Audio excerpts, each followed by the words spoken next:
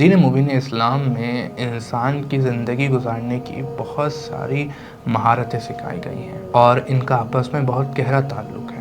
خصوصاً دین مبین اسلام تو آیا ہی اسی ہدف کو لے کے ہے کہ انسان کو اخلاقیات سے مزین کیا جائے، انسان کو اس طرح کا انسان بنایا جائے کہ وہ اخلاقی کمزوریوں سے بالکل مبرہ ہو۔ جیسے رسول خدا صلی اللہ علیہ وآلہ وسلم نے ارشاد فرمایا کہ مجھے مکارم اخلاق کی تکمیل کے لیے بھیجا گیا ہے۔ جب مکارم اخلاق کی تکمیل ہوگی یعنی اسلام کی تکمیل ہوگی اور مسلمان کی تکمیل ہوگی، تو بس زندگی گزارنے کی مہارتوں میں سے ایک اہم مہارت اخلاق ہے، اور اخلاق کا نہ ہونا انسان کی زندگی کے لیے بہت سارے مسائل کو جنم دیتا ہے۔ یاد رہے کہ دین مبین اسلام نے جو ہمیں زندگی گزارنے کی مہارتوں سے آگاہ کیا ہے وہ ہماری دنیا اور آخرت دونوں کے لیے ہے۔